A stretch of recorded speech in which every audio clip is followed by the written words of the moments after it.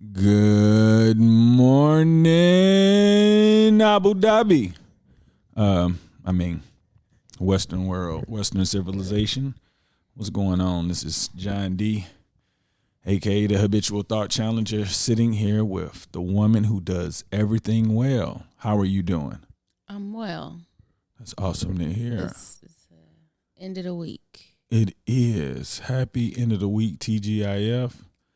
What did you think of that weather this morning? So it had been like 70 degrees in the afternoon, over the last week or so. Today took out the big girl, the big fluff coat with the gloves to go walk the dog. Yeah, that was so real. Even though it was a nice chill, it was clear, clean, and crisp. And I breathed in deep, and the sun was still out, so... Yeah, it doesn't get any better than that for it to be as cold as it was. Yeah, it made up for it. It did. I'm going to really enjoy this winter. I'm looking forward to, hopefully we can do that sledding thing. Oh, definitely. Yeah, I've never been sledding. We have sleds in storage. Yeah. And, ready to go.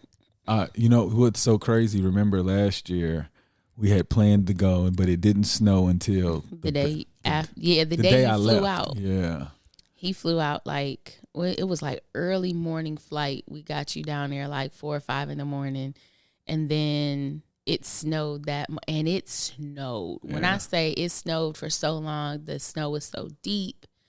Oh yeah. It was real.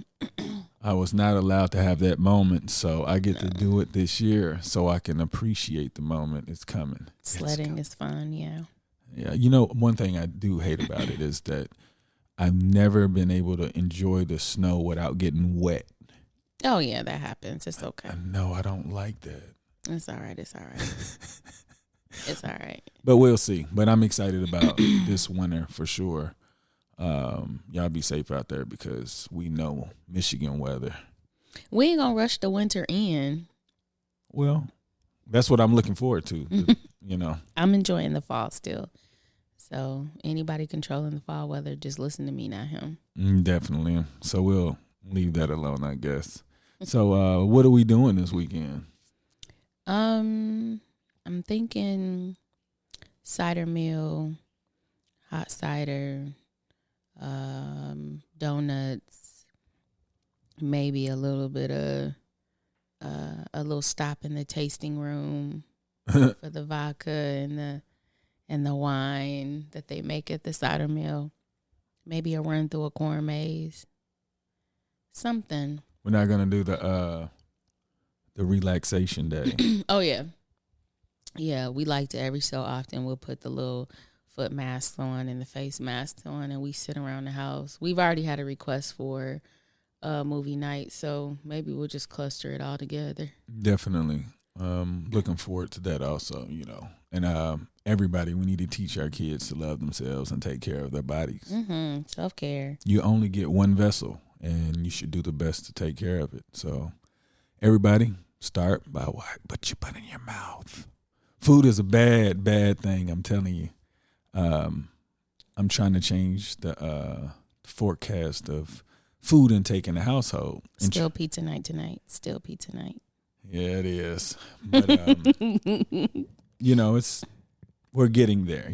As a family, we're getting there. We're trying to improve, and it's been ongoing. And eventually, when the kids become adults, they don't have to worry about as much as we did growing up.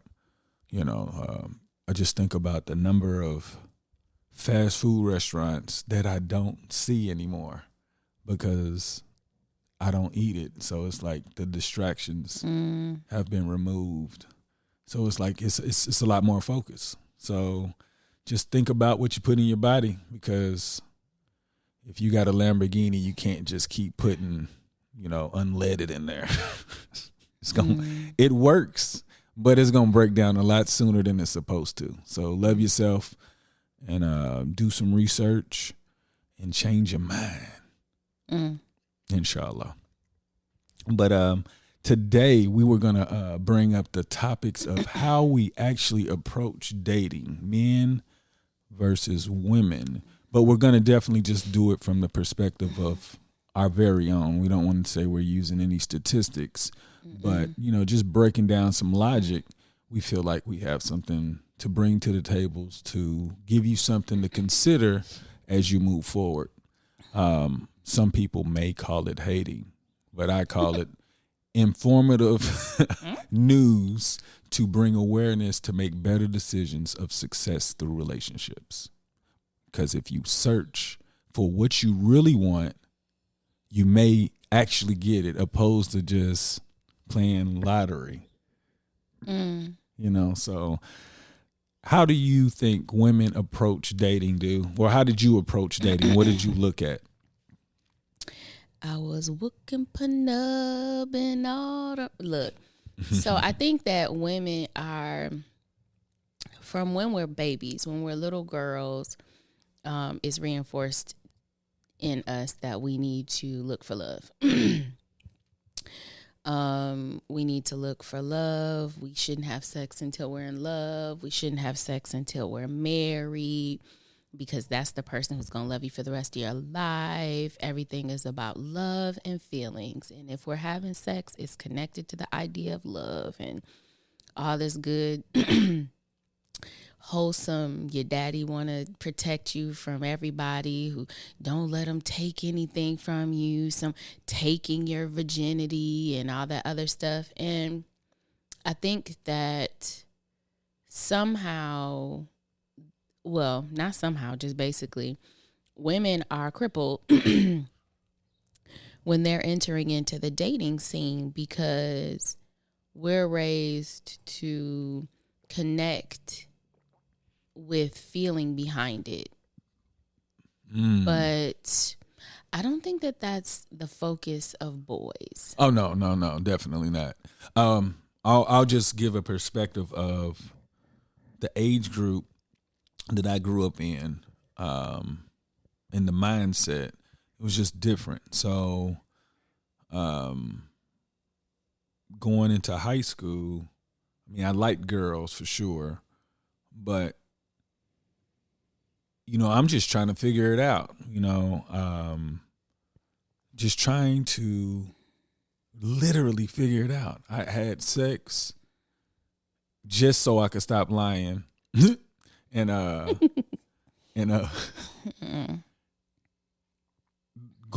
navigating through high school, I was fairly popular. Played basketball. I did well academically, and I got along with everybody. And I'm recognizing that women find me attractive, and I'm enjoying the attention, and it became like it was a kissing game. It was like who could kiss the most girls, and then it was like it just elevated to, having sex. And as a group of men or a group of young guys, just talking about the idea of just having sex, and then it just came into an idea of just how many people you could have sex with, and it was like we're just getting programmed to, that's literally what we want. So when women that's looking for love, looking for whatever you're looking for in a relationship, we're not communicating the same message. Like, I know that the group of men that we were just trying to knock it down. Okay. And we was willing to get in relationships to knock it down. Yeah. Completely different reason for getting into relationships. And I'm not going to say that every woman is raised the way that I'm talking about, or they thought the way that I was. But I'm going to ask y'all this. Mothers and fathers, women and men, everybody. So if we young women are told not to have sex unless it's love, marriage, you don't want to be sleeping around, you don't want to be doing this, doing that, you don't want to be seen as this, seen as that, but then you raise the sons to see sex as fun and something to explore, who y'all sending your sons to find? I know that.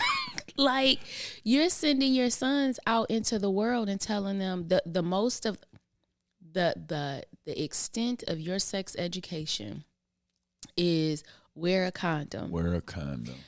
And go have your fun. This isn't, I mean, and even you, John, you said your dad, when he sent you to college, he said, look, this is time to have fun. This ain't no time to be in a relationship. Yep. He was like, don't get in a relationship because this is the best years of your life. But I guarantee you, there are fathers out there with sons and daughters, and somehow you sending your sons out to meet women that are being raised to live that life with them. And you're raising these girls to find these non-existent men. Like, I'm trying to figure out why we're not raising men and women to view sex the same. Either we're doing it for feelings, either we're doing it for fun, or we're teaching that it's for fun in the beginning and feelings later. I don't really know what the right formula is, but I'm trying to figure out who y'all sending your sons out to have sex with. Well, I'll tell you this, that what I was taught it's non-existent, because Dallas and Darius, I told them that if you end up having sex, you don't know your worth, because there's no way that you found the love of your life that early. And if you're just out here trying to have fun, you are endangering your trajectory of greatness, because this person could get pregnant. He could get a disease that you don't get rid of at an early age. And I'm like, his life is so young. So why would we teach our young men? We create this idea that, we have these hormones. Like, you can literally masturbate. You can beat your meat. And that is safe. There's no diseases. It's you getting to know yourself.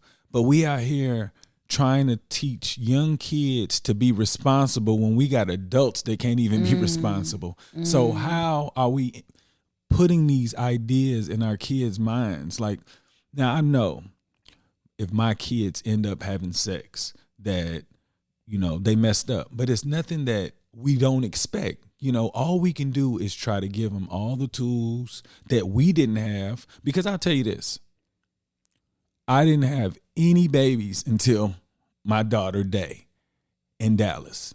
No babies. And I was reckless. And thank God I was blessed to not get caught up. And I said, I have friends that got caught up with the same message.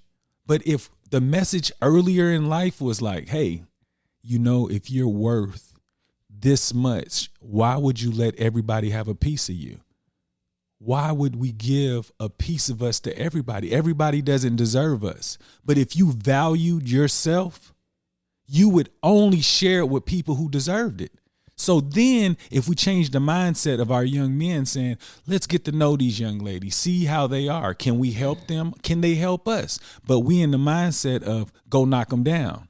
And then if you get somebody pregnant, you're stuck with them for the remainder of their life. And you may not even like them.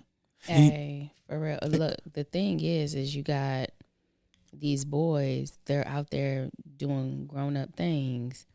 And when them grown-up consequences come, I was just telling John yesterday, I'm like, look, anything happen where one of our boys gets somebody pregnant, we're at the mercy of that girl and her parents. Whatever their choice is, it is now our responsibility, because and we're not going to say it's just our son's responsibility, because Correct. We raised these boys, or we're raising these boys, we're informing them, and yes, they made a mistake, but that child shouldn't have to pay for it.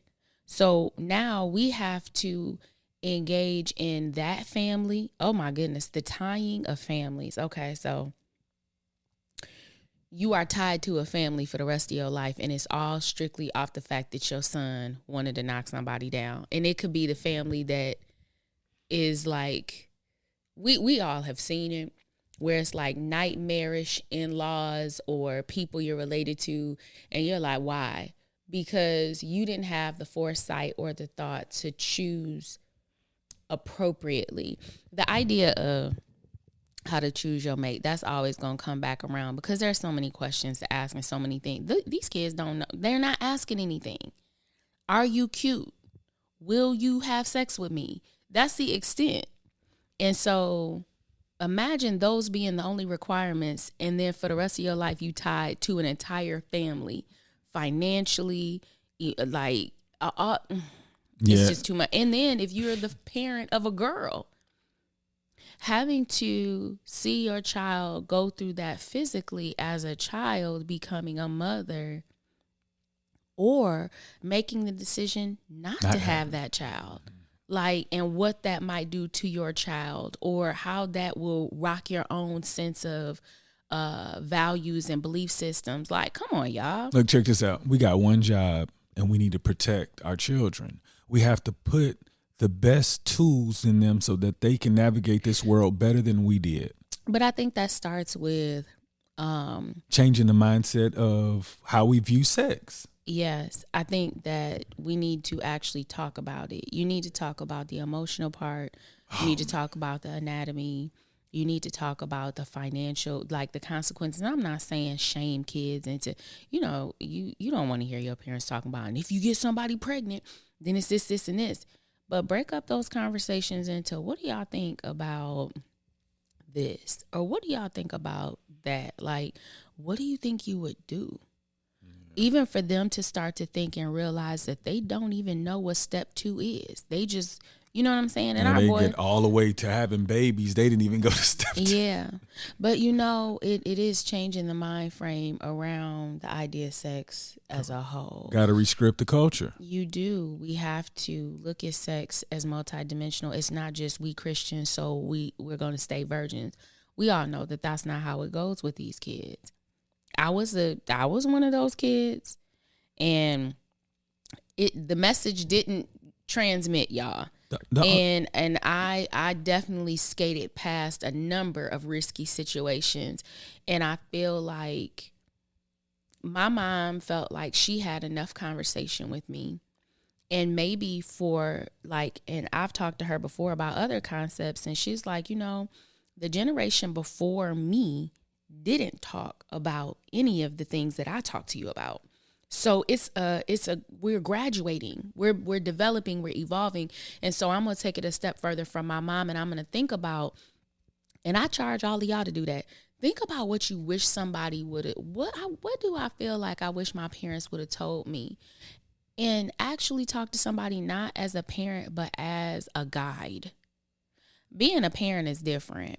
But when we talk to our kids about some stuff, they get embarrassed, and they giggle and all that stuff. And then we're like, you don't have to feel that way around us. You don't have to be uncomfortable.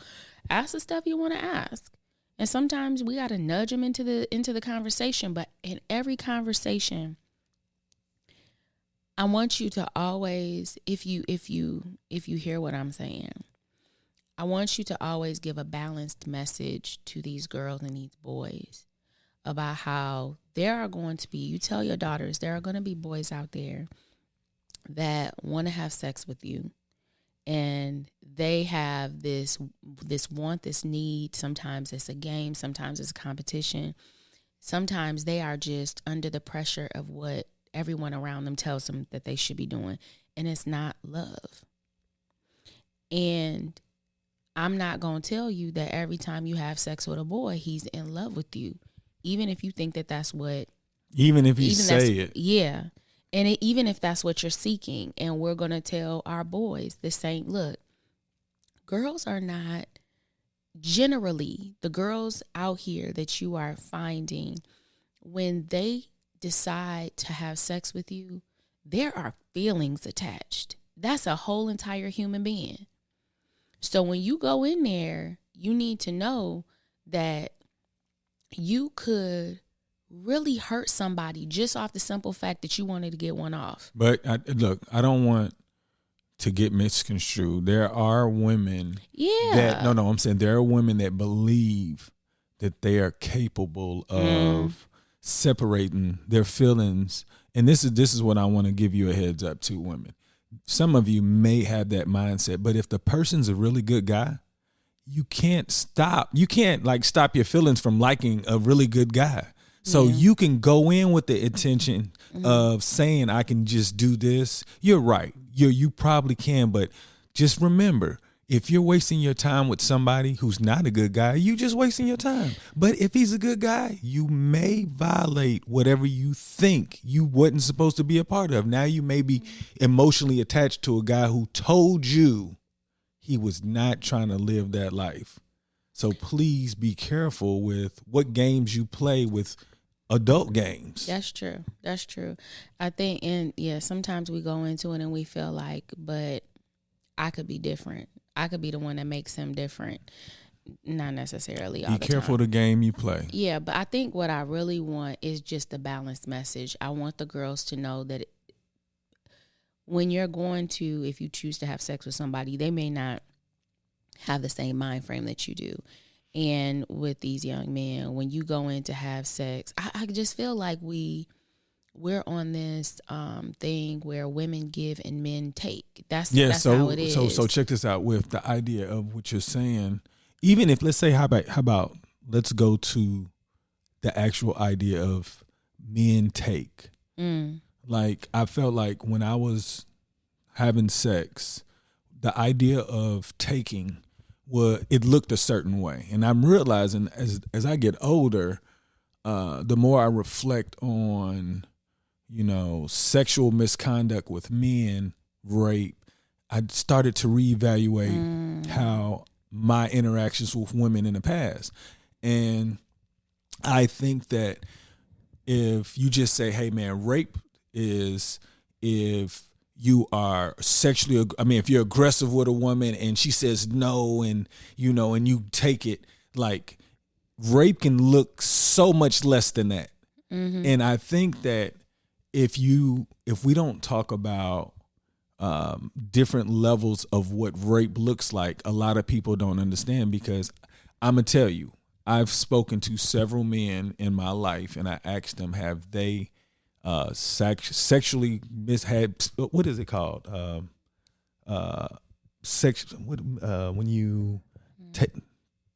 When you're aggressive with a woman sexually. Sexual harassment? No, aggravated assault. Aggravated. Rape? No, it wasn't rape, but I'm talking about with the rules now that we're learning. Mm-hmm. Saying if you look at their definition now. Yeah, like it's changed. It's evolved over time because it's become more specific. Definitely. Yeah. Like, well, so now the way that I look at it, because you put me on an idea that scared the heck out of me. You know what I'm talking about? That women will do it. Yeah. Too. Okay, so I want you guys to listen to this. This is some real stuff. So the idea of, to me now, in order to have sex with a woman, the woman has to fully be engaged in it. There is no miscommunication. And before, growing up, like I was telling, my wife we're the same age group.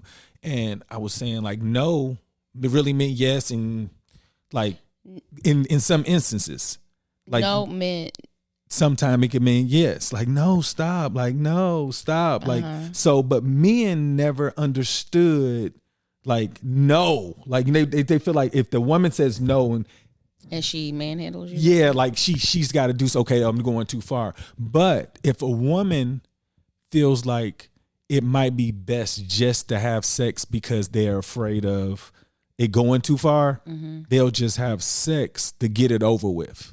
Mm-hmm. So in the mindset of a man, they may not call the girl back anyway. You think that you conquered a woman and she was just maybe just getting rid of you. Yeah. So I'm just saying, as far as the conquest aspect, that we never understand, because that behavior never was corrected because she just left them alone.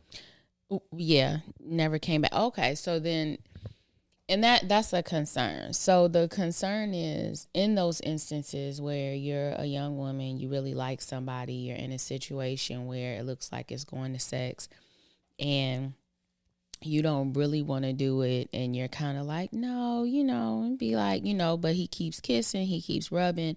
And the fact of the matter is that sometimes women are intimidated and they're like, I don't want this to turn bad. And so it's okay. I can do it, or they'll do it. And I'm not saying all women do that, But I'm saying that those are instances that someone can be put into where it's safer for them to have sex than to possibly refuse, and what can happen next. And when I say that, I say that there are women who, just for saying they don't want to give their number to somebody, they get spit on. Just for, turning down a guy's advances, he comes back with a gun and starts shooting. And that just happened recently. I was reading about that, in the last year, I think that sometimes women have to bargain out how can she remove herself from the situation in the safest way possible. And sometimes, like, if I can get through this, and I don't think any man wants to have sex and think that the woman is thinking, if I can just get through this, but well, if any man thinks of that, then something's wrong. Then there's something there. But I think that there's when a girl says no, it's always safest, even if she's giggling and saying no, it's always safest to just say, we don't have to do this time. It can be kisses and hugs. It could be whatever, but don't take it any further, because you don't know the level of intimidation there. You don't know where her head is at that moment. And no is just take it as no. No doesn't necessarily mean with a little bit more convincing I could be like. But see, that's what I'm saying. Like, if you've done it before and you think that it works. And nobody came back and said otherwise. Correct. But I'm going to tell you this. It's a delicate dance. I know. I get it. And even women, we have to learn that the no is the safe word. Like, we can't use no and giggle and laugh and then aggressively pursue him when he backs off. The no is not a part of the game of getting ready to have sex, because that's a good way to look. If you use no, the only time you use it, that means we're not going there. Because if you're gonna sit here and tell me that guys can't always read a no, I feel like there's inflection in the voice. I feel like there's a tension in the body where there are signals that this no is really no. But if a man is going to say to me that, some no's don't mean no, well, then whenever you hear me say no, that's my quit word, period. I don't play the game with the no word. I'm going to give you an example. I do definitely understand the need to, like, if something happens and a woman does follow through with it, and there are women, we've had sex with men and we really regretted it. We knew before it was about to start that we did not want to do it, but for whatever reason we didn't. We walk away with that regret and they have no idea. And we should have, and it's so unfortunate because they don't understand that literally up to the moment you could be like, I don't want to do it. And guys think that, no, I see all green, let's go. Yeah. And that's not what it is. But I'm going to tell you, there was a situation with me, and he's a friend of mine. We were dating, we were having a good time. We were about to have sex, and he tried to have sex with me, no condom. And I was like, nope. I said, no, you got to get that condom on. So he gets the condom on, and we're about to have sex. And then he said, hold on. And he's trying to shift his weight around or whatever. Well, what he was doing was he was taking the condom off. And he knew that I'd seen him put the condom on. And then he went to have sex with me. And I could tell the minute, we all know when it's skin to skin, I said, oh, no. And I pushed him off, and I said, you violated me. Now, he got super hella pissed, and So this is a big old dude. This is like football size dude. I'm 5'3", 130. I said, look, no, you violated me. And he was so mad at me. And I was looking like, dude, I'm mad at you. What are you talking about? Well, later on, we talked. I left. Like, there was no conversation. I said, no, I told you that this is what we had to do, and you tried to trick me. I'm done. I put my clothes on and I left. And I know that is not always how it happens. I'm going to be real. But for me in that moment, I'm not going to tell you something and then you going, So I leave. We didn't talk for a few years. And we got on the phone one day and we were talking, and I said, do you remember this moment? And he said, yeah, I was really mad at you because you were saying I raped you. And I said, no. I said, I didn't say you raped me. Though, now when I think about it, when we're talking, that wasn't the sex I consented to. So that wasn't consensual sex to me because I didn't consent to that sex. I consented to protected sex. I didn't consent to unprotected sex. But I said to him in that moment, because we grew up along the same time and definitions were, it wasn't like today. I said, no. I said, you violated me, as in you violated my trust. I felt like this is how we were going to have sex. You made me feel like that's what we were about to do. And then you chose otherwise. You made a choice without me, and it had to do with me. And he was like, different way to look at it. It was. And he was like, okay. And he was like, well, I was really mad for a long time because I'm not a rapist. And I said, I understand what you mean. And I didn't see it as he was trying to, because when we think about rapists, we think about somebody who's violently trying to take away from a woman. You know what I'm saying? Correct. But the fact of the matter is we were having sex that was not consensual. I did not. And therefore, that is rape. If you with want technical terms now. Yeah, if you wanted today's terms Correct. now. That's now, why I didn't see it that way. For sure, that's what I'm saying. But the more information we get, we should be able to understand. Yeah, I agreed. I took my clothes off. I agreed to lay in the bed. I agreed to do all of the things. But I did not agree to do it if there wasn't any protection. And the minute that stipulation was violated, the use of the word violated made him so angry. And one of the things I'm saying about this is because of the difference in size and because he immediately took offense and he was angry, that could easily be seen as something where a woman might back down or a woman may be scared for her safety. I wasn't scared for my safety because I knew he was a good person. We were friends, but in that moment, something in his past or what he's learned told him that was acceptable. So he was operating under the rules that he knew, even though those weren't the rules that I was going to play by. So, and that could be a dangerous game. And to this day, I mean, I adore him. He's a really, really nice guy. And I would never, even when we stopped talking for a few years, it wasn't because I was angry at what happened. It's because he was so upset that I was like, oh, he's fooling if he didn't feel like he should have got yelled at. You supposed to get yelled at. How you yelling at me? And today it's way more than that. Yeah, and so I was really happy that we got to talk later because I would never. It was miscommunication. It was miscommunication, and it was poor lessons that had been learned prior to. Correct. And so I'm sure, I don't know, because we never talked about what happened after that. But I'm sure that he became more diligent in clearing things because the level of offense and hurt that was in his face when I said that, it was like, what? Yeah.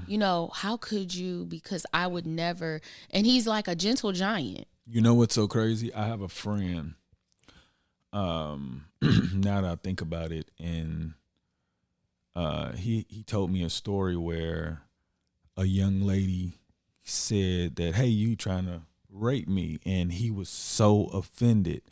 And I didn't think about it until now, but the aggressive behaviors could make a woman feel like that. And a guy could really not have any intentions on doing that, but does not know that he's exhibiting behaviors that this person associates with what a rape could look like. Yeah. Miscommunication. The other thing I think about, and this might be a whole different podcast episode, but because I'm always saying that, porn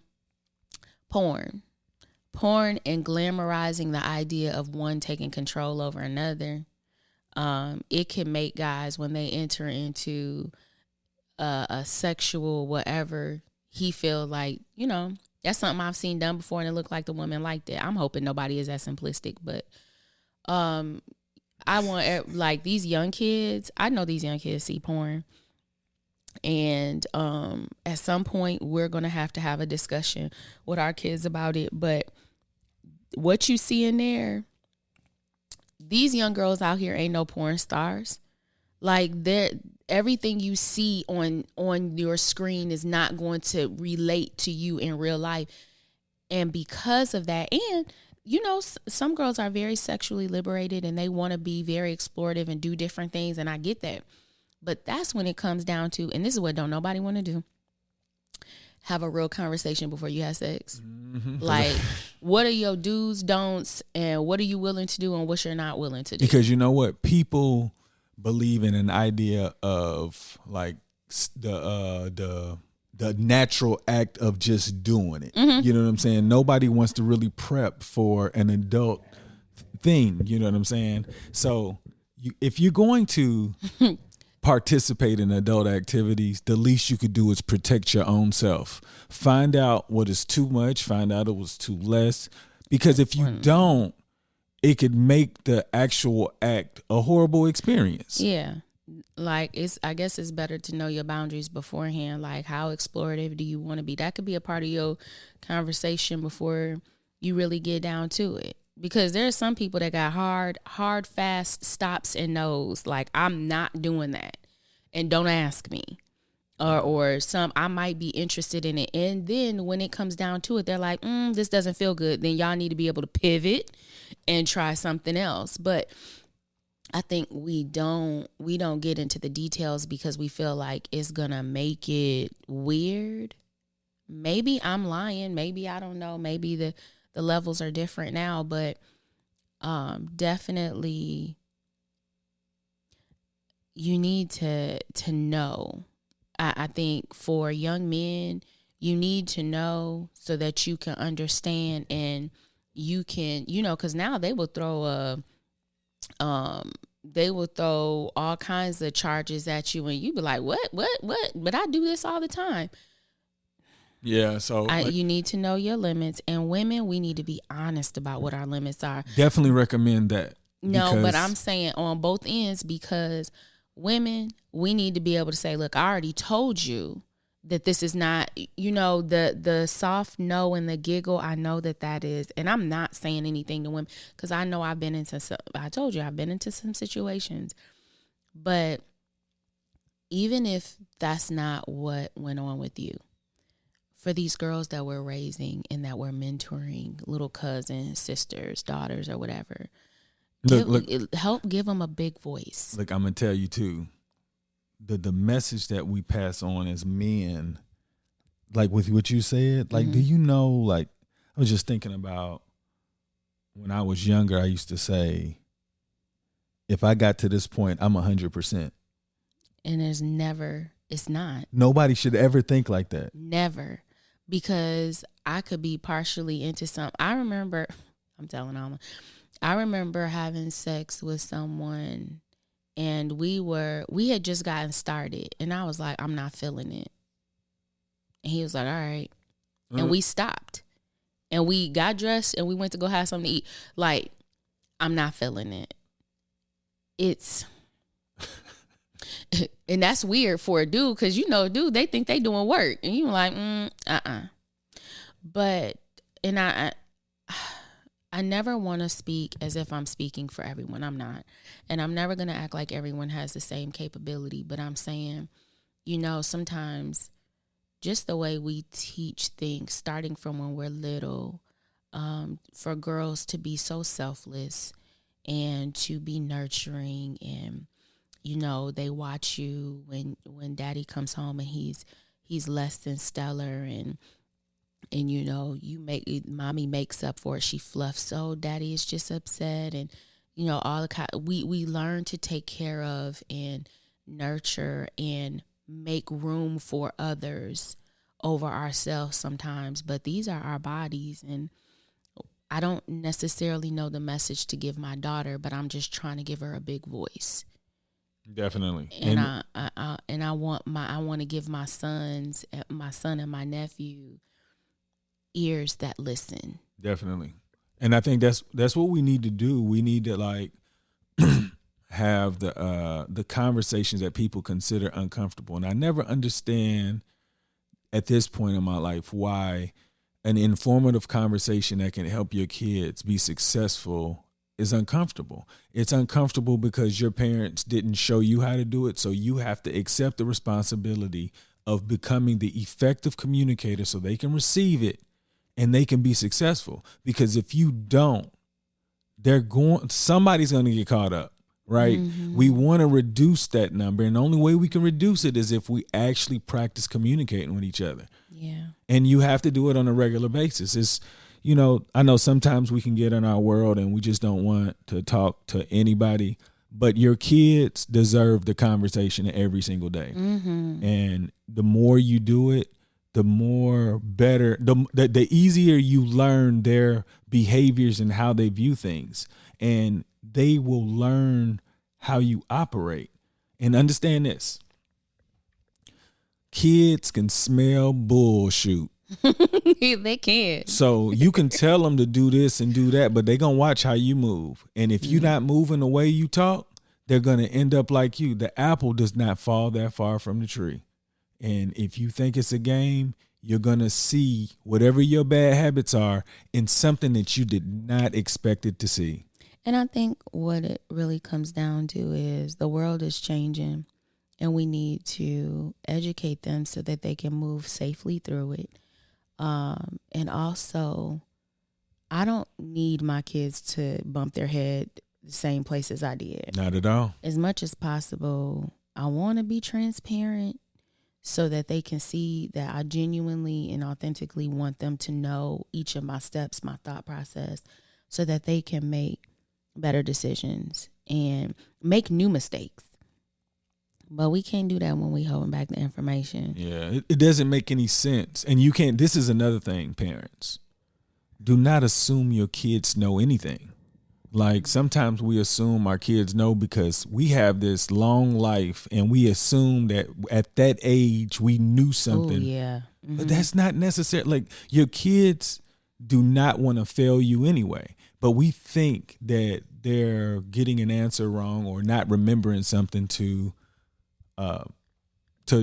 put you in a position to like not trust them. Mm-hmm. So we have to be honest, be completely honest. Mm-hmm. But I just want to say this has been a wonderful episode. I hope you got some of these nuggets. You got anything to say, Du? Honesty is the best policy. Transparency is key. I don't know what else to say, but that's my hope for our kids. Make today better than yesterday. Don't worry about anything you cannot control. GATA. Get after that action, or that action will get after you. Boom.